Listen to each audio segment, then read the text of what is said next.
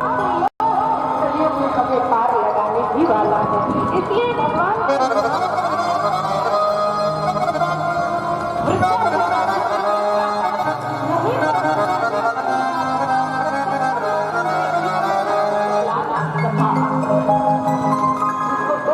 नहीं बोला जाता।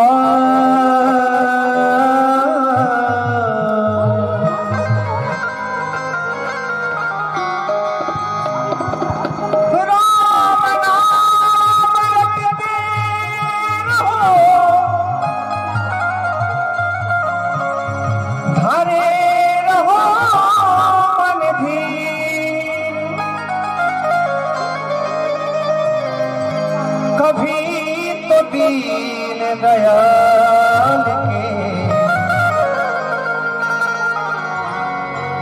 कभी तो दीन दयाल के,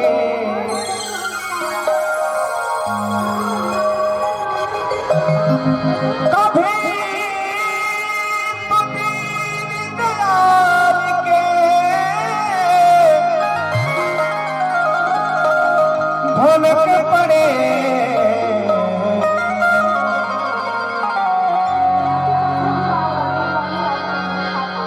जेकर राम ना बिगड़ी है वो कर लो जेकर राम ना बिगड़ी है वो कर लो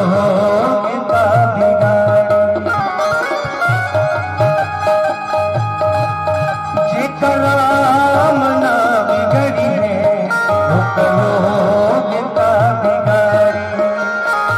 रही जे कृपा भगवान के, रही जे कृपा भगवान के, दुश्मन कबो न मारे। राम ना बिगड़ी है वो करो बिगाड़ी। राम ना बिगड़ी है वो करो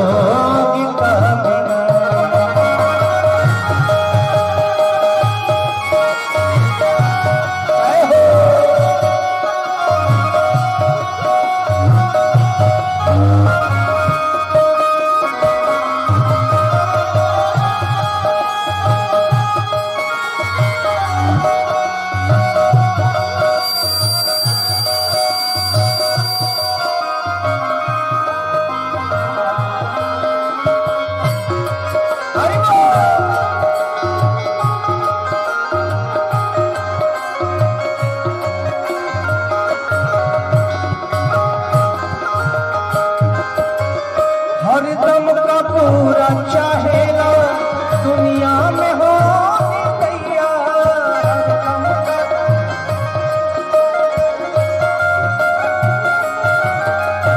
ईश्वर के बिना मर्जी के डोले ना पतैया।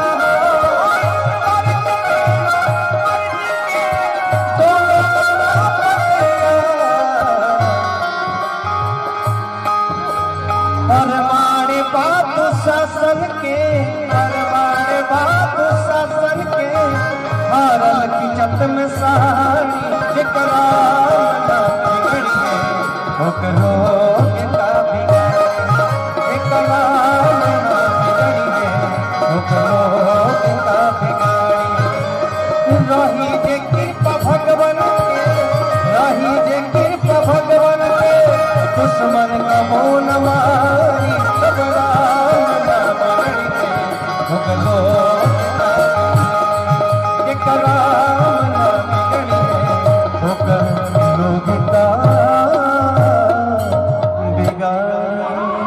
प्रेम से बोले प्रभु श्री रामचंद्र भगवान की। आइए अब गुरु जी के मुखारबिंद से हम सभी रसमयी भावमयी संगीतमयी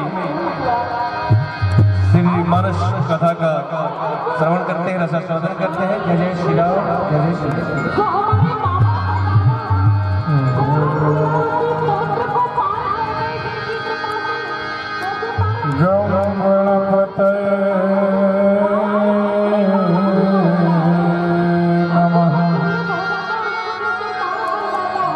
ओम गणपतये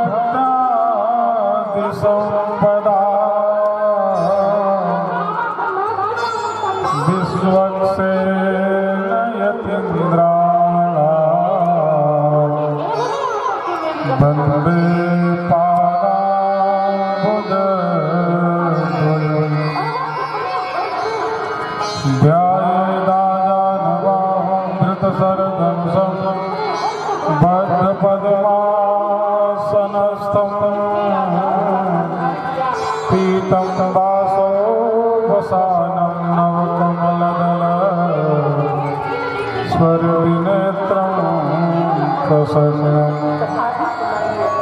वामाकारुण सीता मुख कमल विलोचनम नीरदाभं नानालंकार दीप्तं दधतमुरुजटा मंडलम रामचंद्रम रामं रामानुजं सीता भरतं भरतानुजं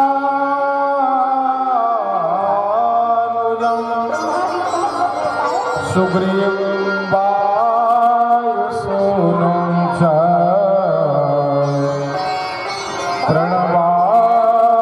प्रणमामि पुनः पुनः।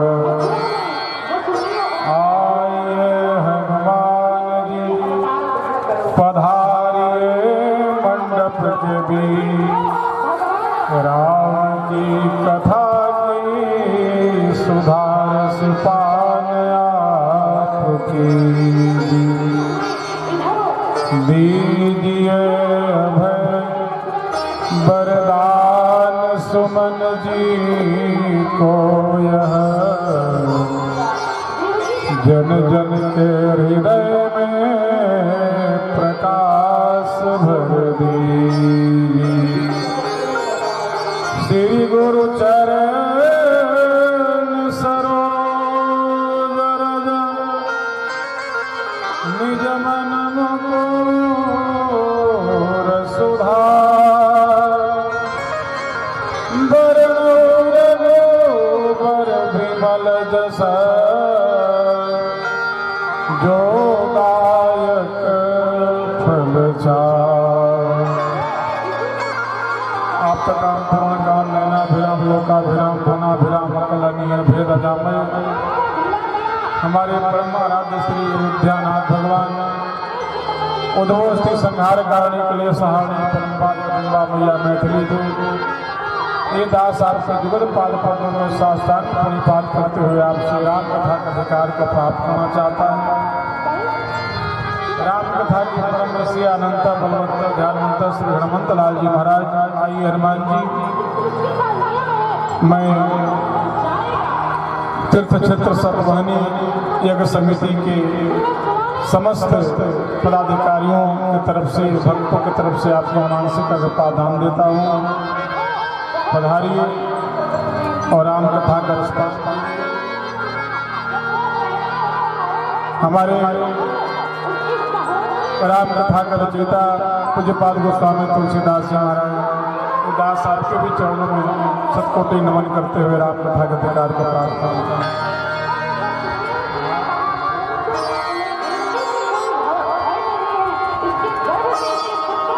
दोगोला में कथा गा बहुत कष्ट होता है। कथा सत्संग बहुत शांति की चीज है,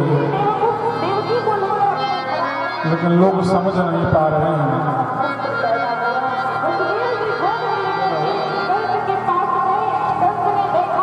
आइए दोबारा भगवान नाम संकीर्तन।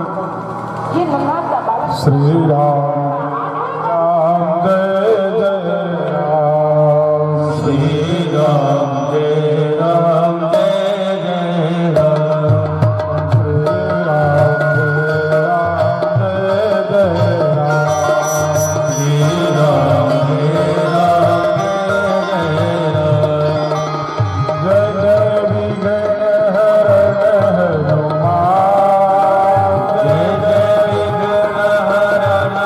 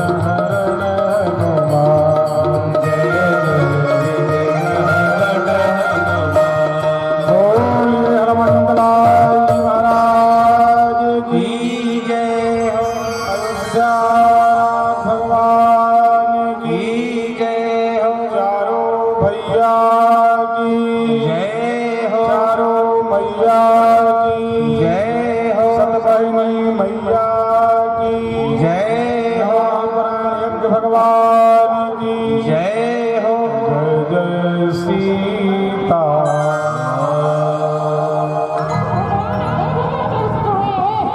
आज श्री रामचरितमानस नवा पुराण के पंचम दिवस के पाठ में महात्मा भरत जी का चित्र आया है।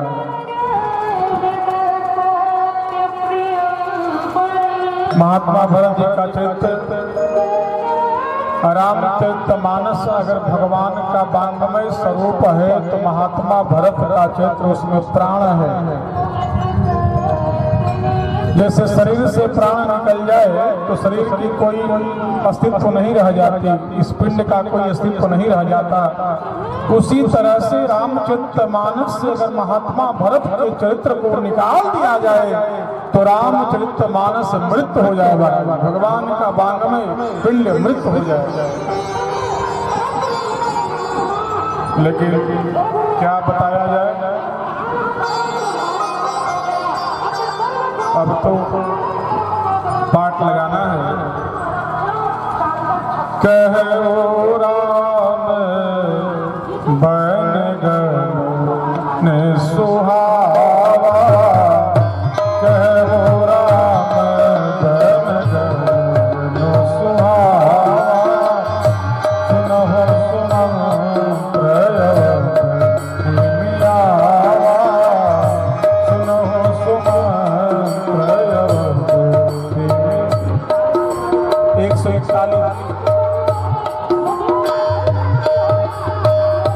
फिर निशान प्रभु पहुँचाई, फिर निशान प्रभु पहुँचाई, सचिव सहित रथ दे सियाई, सचिव सहित रथ दे सियाई, कहूँ राम बन गए सुनहो सुमंत्र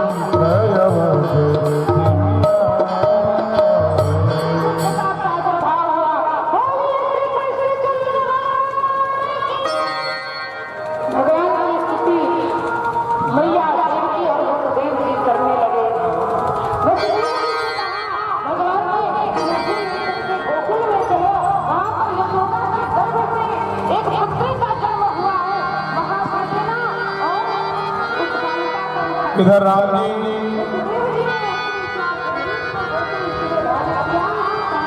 केवट का उद्धार करते हुए तीर्थराज प्रयाग में महात्मा भरद्वाज का दर्शन करते हुए बाबा वाल्मीकि का दर्शन करते हुए आगे बढ़ते हैं। और इधर सुमंत जी भगवान को श्रृंगवेरपुर में गंगा पार जाते देख करके व्याकुल होते हुए गिर जाते हैं। निखाद राज बहुत समझाता है, महाराज आप धैर्य को धारण करें।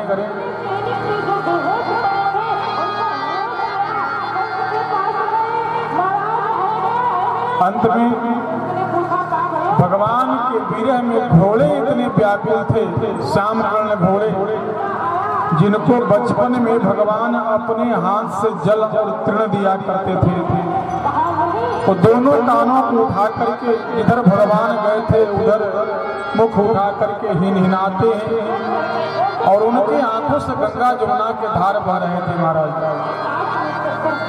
निखाद राज को बार बार उनको पानी पिलाने का चेष्टा करता है, भोजन कराने का चेष्टा करता है, लेकिन देवी दसिन दिसी हयहि नाही, जनु बिनु पंख बिहग कुलाय। जैसे किसी पक्षी का पंख कट गया हो या किसी ने काट दिया हो और जिस तरह से धरती पर गिर करके वो पक्षी तड़पता है, उसी तरह से भगवान के श्याम कर्ण घोड़े भगवान के विरह में तड़प रहे हैं, महाराज तड़प रहे हैं। नहीं तृण चरही न पियहि जल मोह चहिलो चनबार व्याकुल भय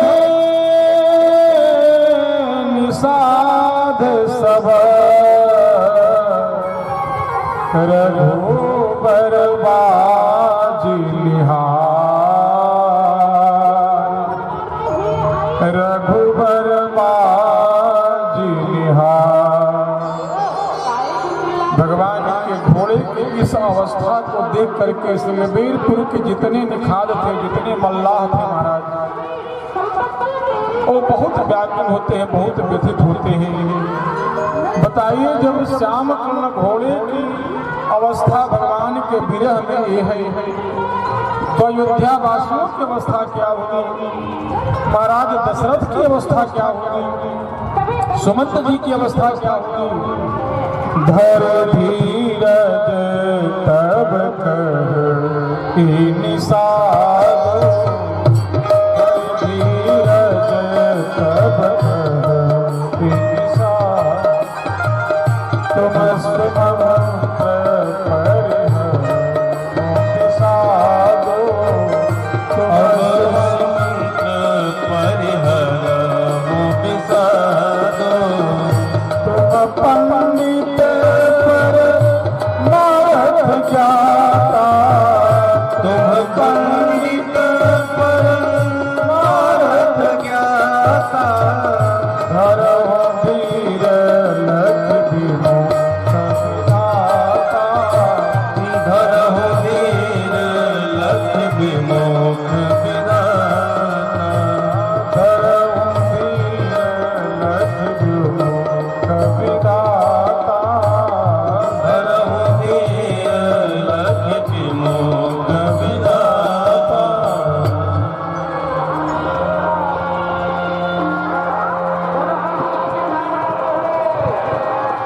महाराज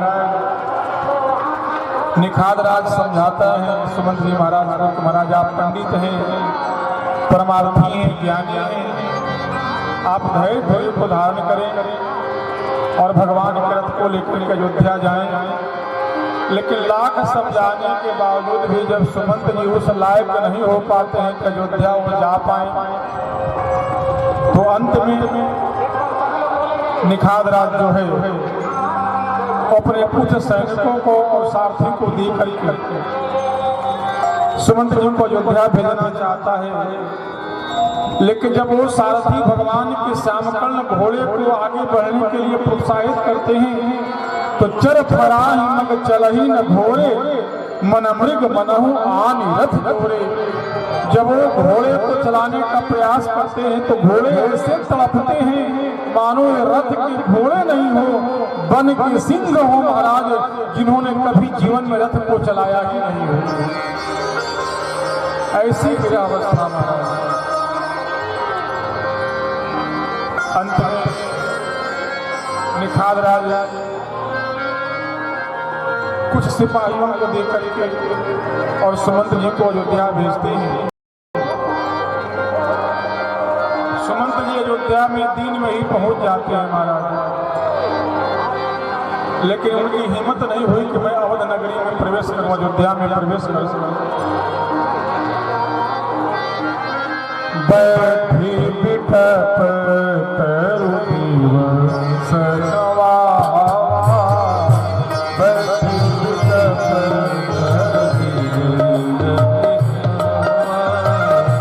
बैठी बिठप तरु दिवस नवावा, बैठी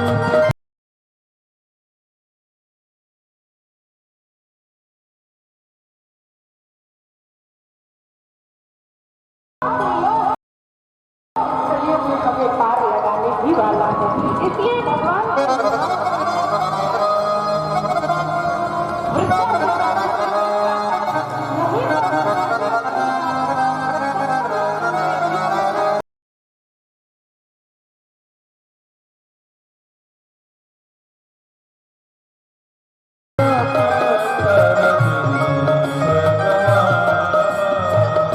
सांझ समय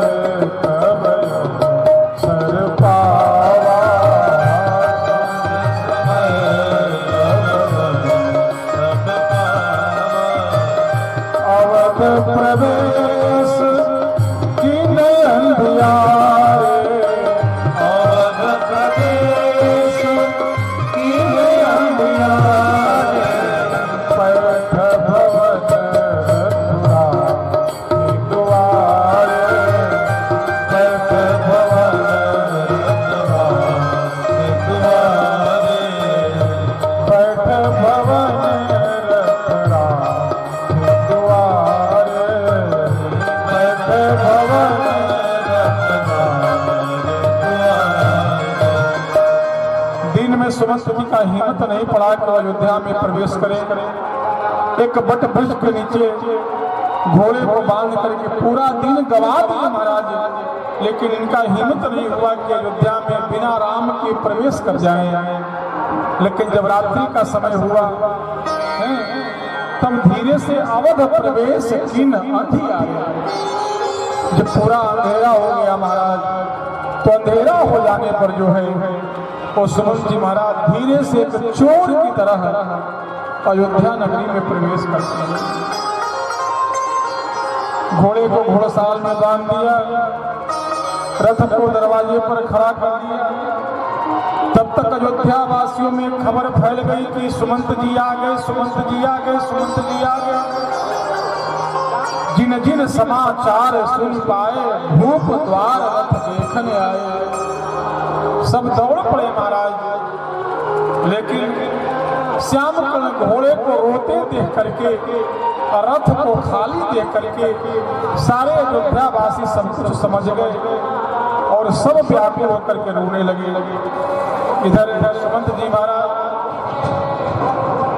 दशरथ जी के पास में जाते हैं। दशरथ जी पूछते हैं, सुमंत क्या राम को ले आए? सुमंत जी ने रोक कर कहा, महाराज मैं राघव को नहीं ला सका, क्या मेरी बहू सिया जी को ले आए? कहे नहीं महाराज, मैं सिया को भी नहीं ला सका। तो क्या मेरा छोटा भैया लक्ष्मण आया? सुमंत जी रो पड़े। सुमंत जी ने कहा, महाराज मैं किसी को नहीं ला पाया। यही वो समय था महाराज। पूरी कथा सुनने के बाद चक्रवर्ती नरेश व्याकुल हो गए और इतना विरह वेदना बढ़ा, इतना विरह वेदना बढ़ा महाराज कि तड़प करके उन्होंने सुमंत से कहा कि सुमंत, अगर हमें जिंदा देखना चाहते हो तो जितना जल्दी हो सके हमको यहाँ से उठा कर वहां ले चलो जहां मेरे सीताराम हैं। लेकिन सुमंत जी बहुत प्रयास करते हैं समझाने का। जन्म मरण सब दुख सुख भोगा, जन्म मरण सब दुख सब भोगा, हानि लाभ प्रिय मिलन वियोगा, हानि लाभ प्रिय मिलन वियोगा, काल करम बस होई गोसाई, काल करम होई गोसाई, बरबस रात दिवस की आई, बरबस रात दिवस की आई। आज सुमंत जी महाराज चक्रवर्ती नरेश को उपदेश करते हैं, महाराज आप तो वीर हैं, सुधीर हैं, धुरंधर हैं, ज्ञानी हैं, साधुओं का संग किया है। जन्म मरण सब सुख दुख भोगा, हानि लाभ प्रिय मिलन वियोगा, काल कर्म बस हो ही गोसाई। महाराज ये जन्म मरण सुख दुख हानि लाभ मिलन वियोग ये सब तो शरीर का धर्म है, आत्मा का धर्म नहीं है। काल कर्म बस हो ही गोसाई, ये तो काल का धर्म है, समय का धर्म है। बरबस रात दिवस की नाई, जैसे रात्रि होती है दिन होता है वैसे ही दुख आता है सुख आता है। आप तो पंडित हैं, आप तो ज्ञानी हैं, अगर थोड़ा सा आप धैर्य धारण कर लो तो आप ठाकुर जी का दर्शन पुनः कर सकते हो। बहुत समझाया महाराज, लेकिन अंतिम समय में महाराज चक्रवर्ती इतने व्याकुल हो गए, इतने व्याकुल हो गए कि श्रवण के पिता सांत्वन का श्राप जो है, श्राप की कथा कौशल्या को सुनाते हैं और कहते हैं देवी अब मैं और अधिक शरीर को धारण नहीं कर सकता,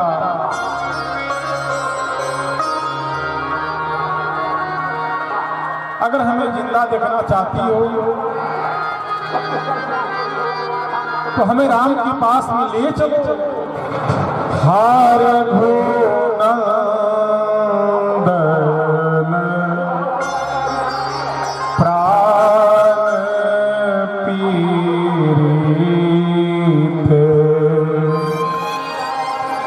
तुम बिनो जियत होत दीन बीते, हा जानकी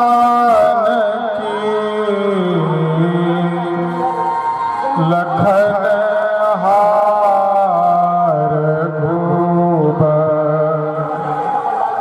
हाथी तो हित चीत चातक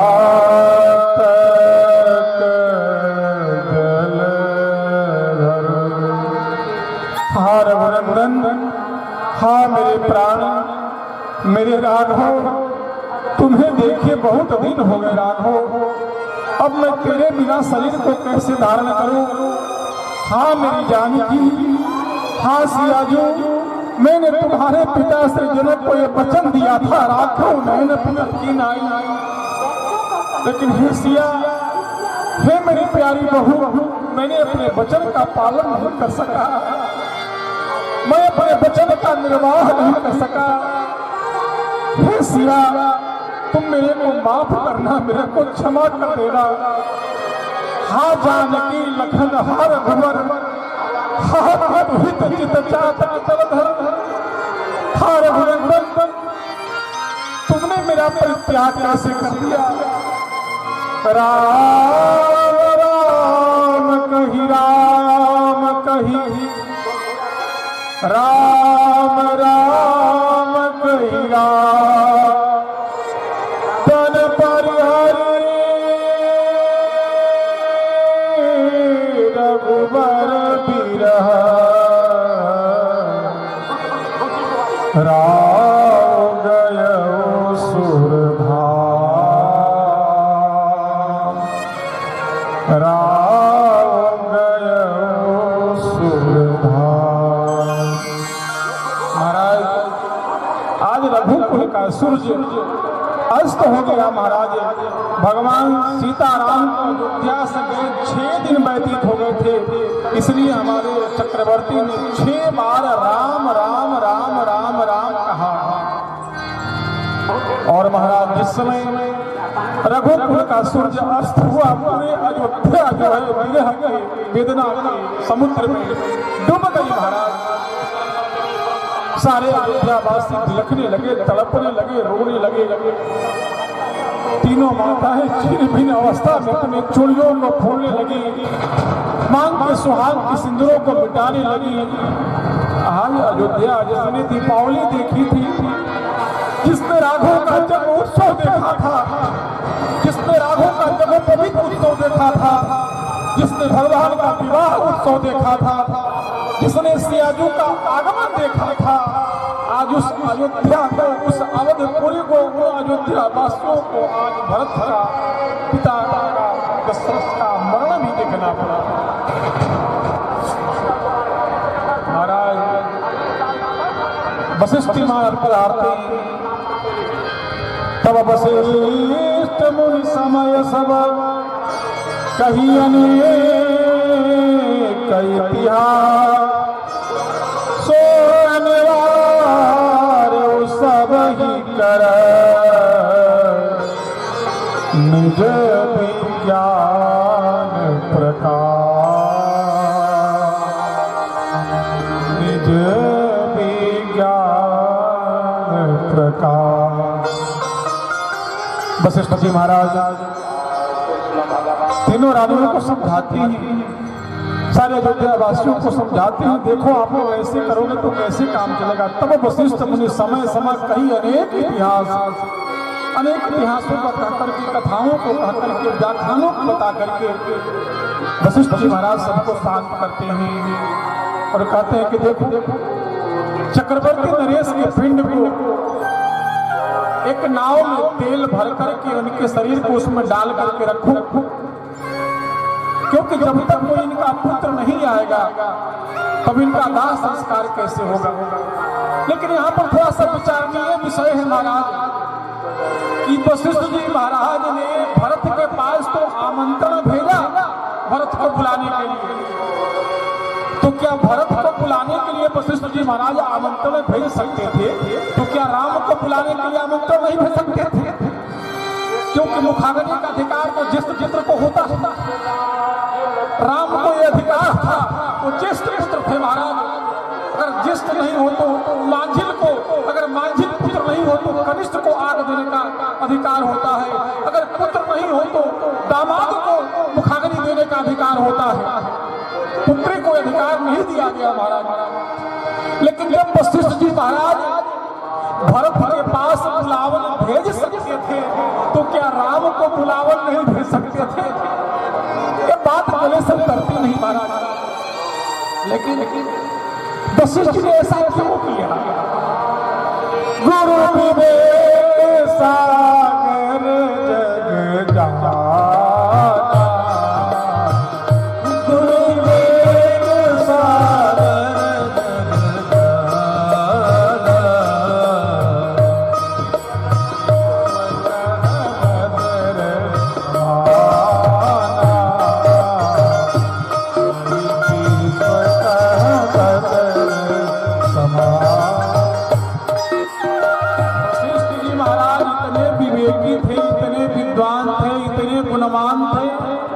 वो जानते थे महाराज। क्या जानते थे? कहे कि ठाकुर जी अपने पिता से इतना प्रेम करते हैं कि चले तो आएंगे। जैसे ही राम जी को ये मालूम होता, अरे राम जी की बात दूर रही महाराज, राम जी की बात छोड़ो, कलिकाल का बेटा भी अगर संसार के किसी कोने में रहता है और अगर उसको ये मालूम हो जाता है कि हमारे पिता का देहावसान हो गया, निधन हो गया, तो भी दौड़ा दौड़ा चला आता। तो क्या राम जी नहीं आते? अवश्य आते महाराज। लेकिन वशिष्ठ जी ने राम जी के पास निमंत्रण नहीं भेजा, वशिष्ठ जी ने महात्मा भरत के पास निमंत्रण भेजा। ऐसा क्यों? जब ज्येष्ठ पुत्र को मुखाग्नि देने का अधिकार है तो भरत के पास में निमंत्रण क्यों भेजा? क्योंकि भरत और राम जी में कोई अंतर नहीं है। शरीर दो है, स्वरूप दो है, लेकिन प्राण एक है। राम ही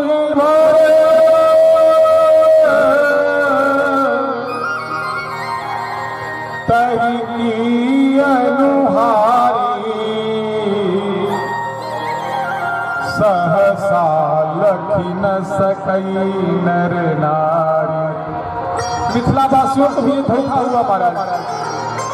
राम जी की जगह पर भरत भैया को राम समझ लिया और कभी कभी राम को भरत समझ लेते थे महाराज। इतना संभाव था। वशिष्ठ जी ने सोचा राम को बुलाना उचित नहीं है, क्योंकि राम को अगर मैं बुलाता हूं तो पिता का वचन खंडित हो जाएगा, उनका 14 वर्ष का व्रत खंडित हो जाएगा, इसलिए भरत को बुलाना ही उचित है।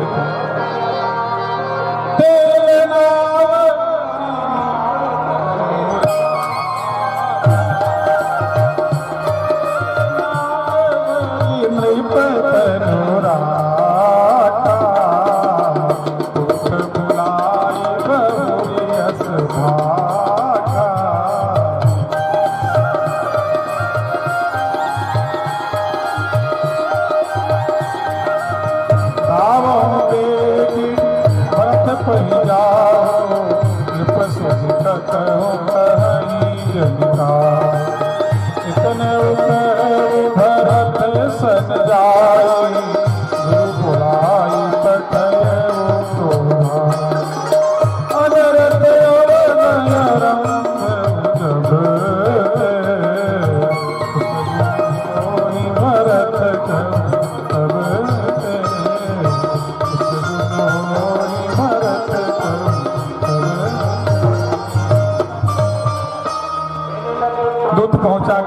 देश कई देश को जाकर के दूत ने कहा, महाराज आपके गुरुजी ने आपको बहुत जल्दी बुलाया है। अयोध्या में जब से अनर्थ शुरू हुआ था तब से भरत जी को रोज प्रतिदिन कुछ न कुछ कुसुगुन होते थे। महाराज देखई रात भयानक सपना, जाग करही कटुकोट कल्पना, विप्र जेवाई देहि विधि नाना, शिव अभिषेक करई विधि नाना। आप अगर कहीं परदेश में हैं महाराज, ब्लड का संबंध, खून का संबंध ऐसा होता है मेरे भाई। आप अगर कहीं विदेश में हैं, परदेश में हैं, और अगर आपके घर में कोई घटना घटती है तो आपको मालूम जरूर हो जाएगा। ऐसे ऐसे कुसगुन होंगे। तो अनरथ अवध आरंभ जबते, कुसगुन हो ही भरत कहूं तबते। जब से मंथरा का षड्यंत्र श्री अवध में आरंभ हुआ तब से प्रतिदिन महात्मा भरत जी भयंकर भयंकर सपना देखते हैं। कभी माताओं को विधवा रूप में देखते हैं, कभी पिताजी के मृत शरीर को देखते हैं, और जगने के बाद अनरथ अवध आरंभ जबते, कुसगुन हो ही भरत कहूं तबते। देखई रात भयानक सपना, जाग करही कटुकोट कल्पना, विप्र जेवाई देहि विधि नाना, और शिव अभिषेक। अगर आपके जीवन में भी ऐसी घटना घटे तो सुबह ब्राह्मणों को बुला करके दान दे और भगवान शिव का अभिषेक करें। इससे घटनाएं कुछ हल्की हो जाती हैं। अंत में महात्मा भरत जी दूतों के कहने पर गुरु जी के आज्ञा अनुसार अपने ननिहाल से चल देते हैं अयोध्या के लिए। चले समीर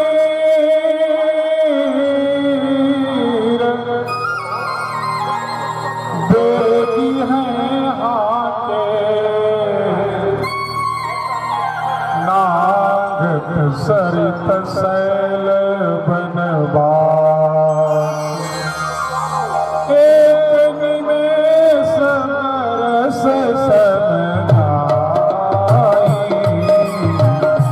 एक निमेष रस समझाई,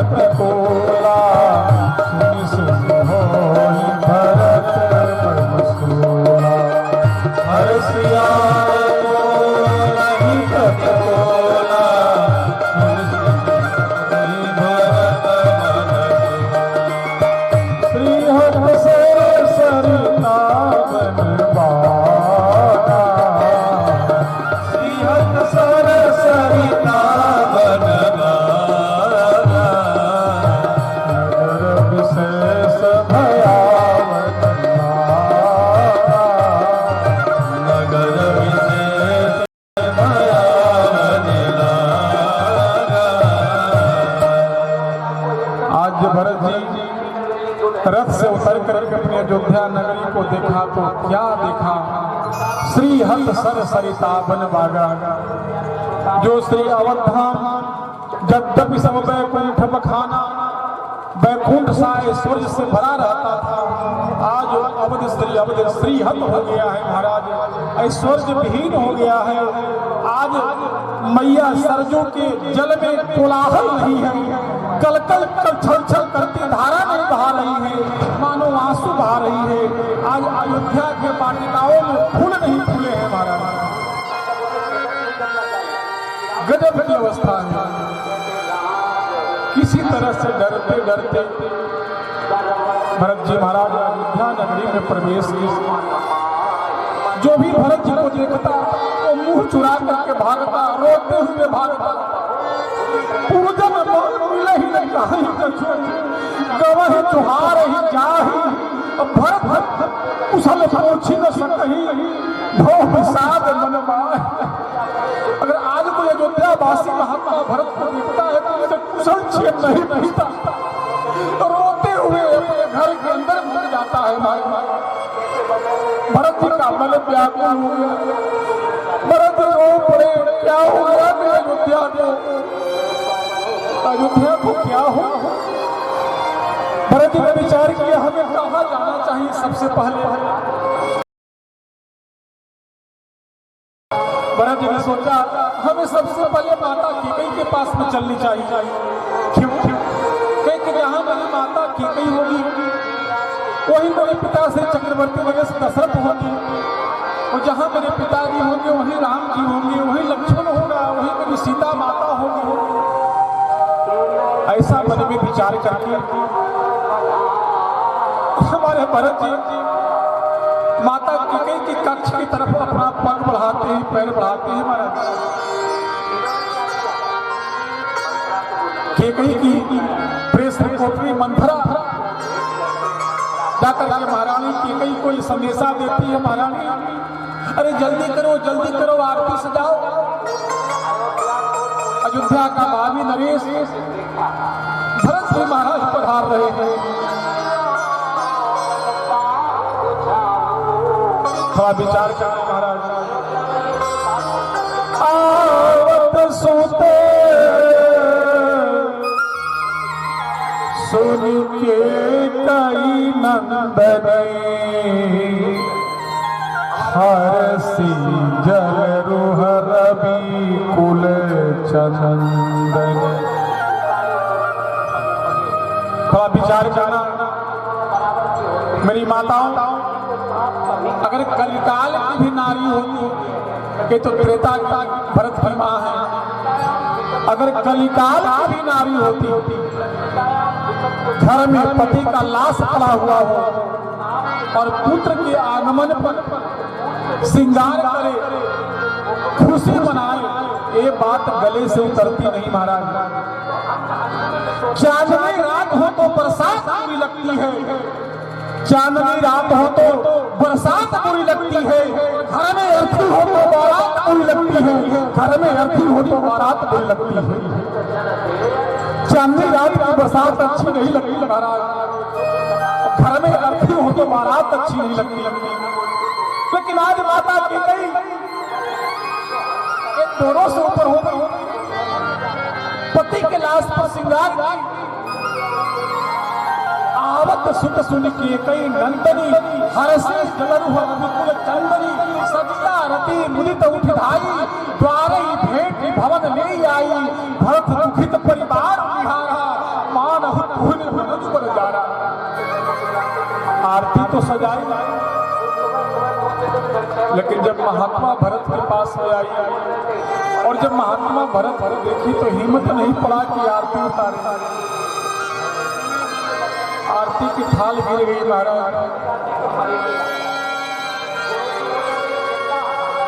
भरत जी ने कहा मां कहूँ कहता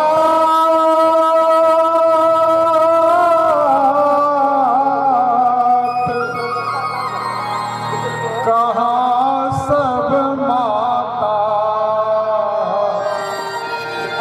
कह सिय राम लखन प्रिय भ्राता। मेरे पिताजी कहाँ है मां? बोल न बाबा, मेरे पिताजी कहाँ हैं? माता कैकेयी ने कहा लाला तात काज में सकल सवारी, भय मंथरा सहाय विचार। कछु काज विधि बीच बिगाड़ो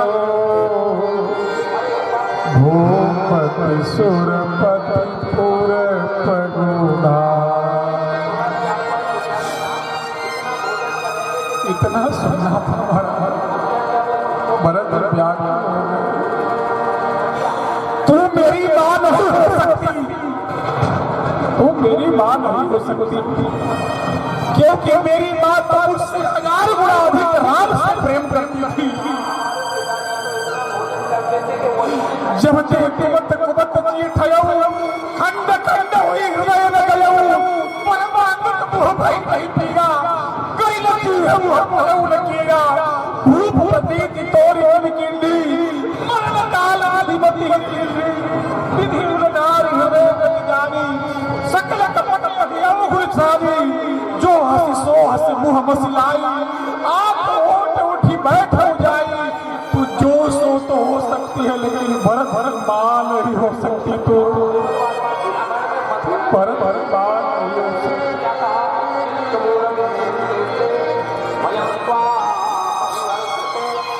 कसाई माई माई रे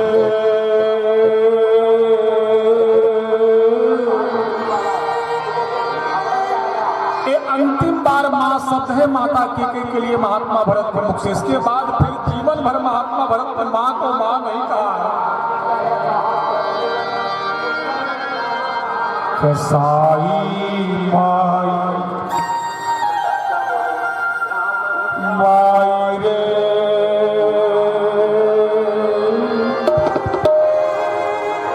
माई रे कसाई माई बन भेजलो राम ऐसन भाई। कसाई माई बन भेजलो राम ऐसन भाई। कसाई माई बन भेजलो राम ऐसन भाई।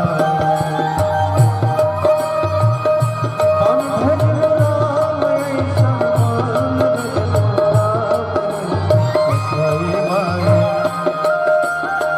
मन भेजलो राम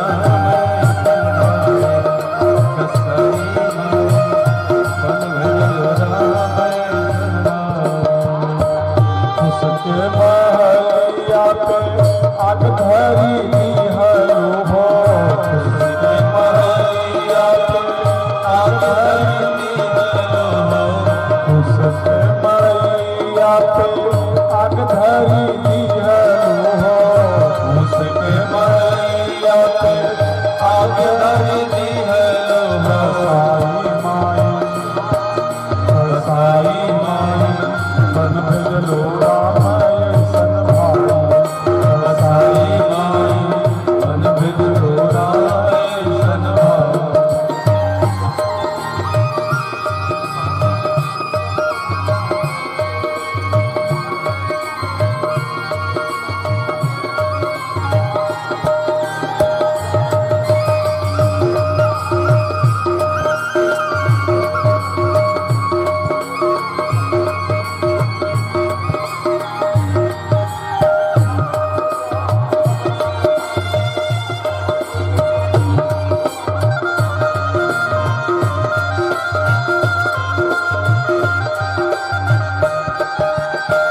अपजसली हलो कलंकली हलो हो।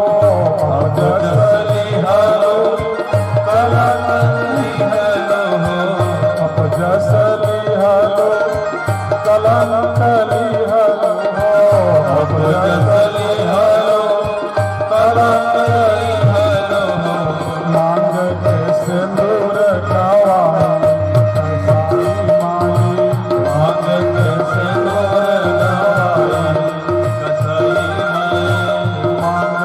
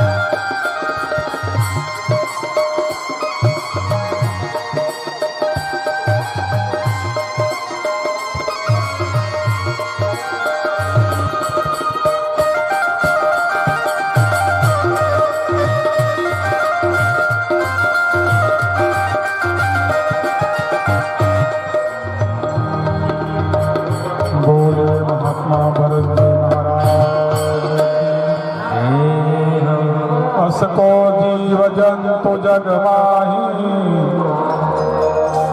जहि रघुनाथ प्राण प्रिय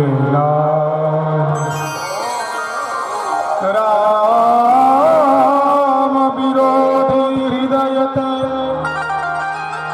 प्रगट कीन विधि मोर समान को पात की बाद कहूँ कछु थो। महात्मा भरत जी बहुत रोते हैं, रात भर रोते रोते बीत जाता है। वशिष्ठ जी महाराज आते हैं और वशिष्ठ जी आकर के समझाते हैं कि हे भैया भरत, आपके पिताजी का शरीर तेल नाव में पड़ा है। सुनो भरत भावी प्रबल बिलख कहो मुनिनाथ, हाल लाभ जीवन मरण जस अपजस विधिहार, जस अपजस विधिहार। वशिष्ठ जी ने कहा, भरत जी, परमात्मा ने 6 चीज अपने हाथों में रखा है, ये किसी के हाथ में नहीं है। जब चक्रवर्ती नरेश के पुत्र बने साक्षात ठाकुर जी, तो क्या ठाकुर जी अपने पिता के साथ को समाप्त नहीं कर सकते थे? जो श्रवण के पिता शांतवन ने चक्रवर्ती नरेश को साफ दिया था कि तुम पुत्र विरह में मरोगे, तो क्या उसको भगवान हटा नहीं सकते थे, बदल नहीं सकते थे? लेकिन नहीं, अगर भगवान ऐसा करेंगे तो सब लोग ऐसा करना लगेंगे, फिर कर्म प्रधान विश्वकर्मा का कहाँ जाएगा? तो वशिष्ठ जी ने कहा कि भरत, ये 6 चीजें मनुष्य के हाथ में नहीं है। कौन? सुनो भरत भावी प्रबल बिलख कहो मुनिनाथ, हानि लाभ जीवन मरण जस अपजस विधिहार, जस अपजस विधिहार। तात हृदय धीरज धरहूँ, करहूँ जो सरया, उठे भरत गुरु बचन सुनी, करण कहु सब सार, करण कहु सब सार। दशरथ जी की अंतिम यात्रा के विमान की रचना होती है। अर्थी सज गई महाराज, दुल्हन की डोली सज गई। एक दुल्हन तो ब्याह करके अपने मायके से ससुराल आती है, और ये जीवात्मा रूपी दुल्हन इस संसार रूपी ससुराल को छोड़कर के मायके जाता है, अपने पति परमात्मा के पास। आज चक्रवर्ती नरेश को 4 कंधे की आवश्यकता थी महाराज, और परमात्मा ने 4 बेटा दिया था। लेकिन देखो कर्म की दुहाई, सबसे आगे भरत जी लग गए, उनके बगल में पशुधन जी लग गए। अभी भी 2 कंधे की आवश्यकता थी। आज वशिष्ठ जी से नहीं देखा गया, नहीं रहा गया। वशिष्ठ जी ने मन में सोचा कि मेरा राघव, मेरा राम आकर के मुझसे पूछेगा, गुरुदेव भगवान, मेरे पिता के अंतिम यात्रा में 4 कंधे कौन कौन से थे, बताइए। तो मैं क्या कहूँगा? ऐसा मन में विचार करके वशिष्ठ जी महाराज भी चक्रवर्ती के अर्थी में लग गए। जब वशिष्ठ जी महाराज लग गए तो वामदेव से नहीं देखा गया महाराज, वामदेव भी लग गए। देखिए इस राजा का भाग्य, पुत्र का कंधा तो मिला ही मिला, गुरु का भी कंधा मिला, संत वामदेव का कंधा मिला। और आज डोली चली चक्रवर्ती की सरजू घाट की ओर। उठ गई दशरथ की डोली, हाय रे उठ गई दशरथ की डोली, हाय रे उठ गई दशरथ की डोली, हाय रे उठ गई दशरथ की, हाय रे।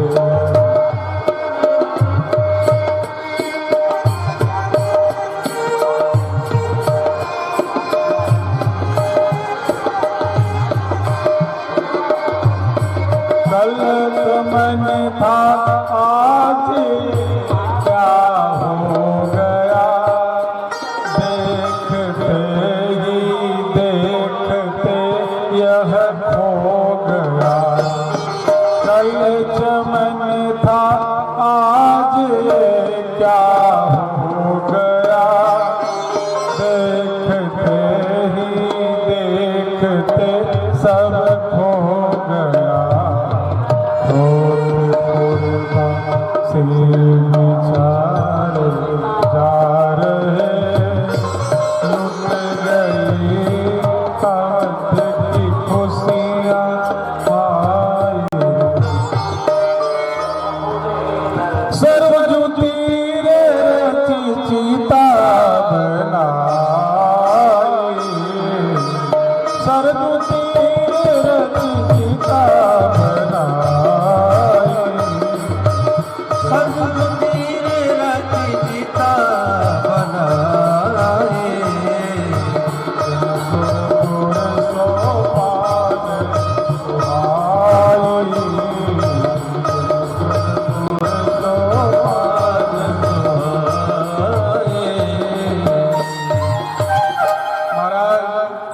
मैया सरजू के गोद में महाराज चक्रवर्ती के लिए सुंदर चिता सजाई गई। सारे अयोध्यावासी हाहाकार कर रहे हैं महाराज, सब लोग रो रो करके अपने राजा को अंतिम विदाई दे रहे हैं। आज डोम राजा मुखाग्नि तैयार करता है महाराज, और मुखाग्नि तैयार करके भरत जी के पास में आता है। बड़ी विचित्र बात है, मैं पहले भी निवेदन कर चुका हूँ, जिस डोम को हम जीवन भर छूते नहीं, जिसको स्पर्श नहीं करते, जिससे हम छूट मानते हैं, और अंतिम समय में हमारा बेटा मुखाग्नि उसी डोम से लेता है।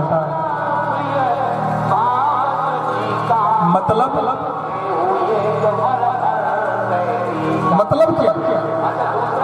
जिस डोम को हम जीवन भर देखना नहीं चाहते, जिस डोम को हम छूत जात मानते हैं, और वही डोम हमारे मरने पर हमारे बेटा को मुखाग्नि देता है, अब वही अग्नि जो है बेटा अपने पिता का मुख में डालता है। माँ तुम पानो, इस प्रक्रिया से भगवान सारे दुनिया वालों को संदेश देते हैं कि देखो, अरे दुनिया वालों, जब तक शरीर में प्राण था, मैं था, तब तक बहुत मानते रहे, बहुत छुआछूत रखते रहे, लेकिन ये तब तक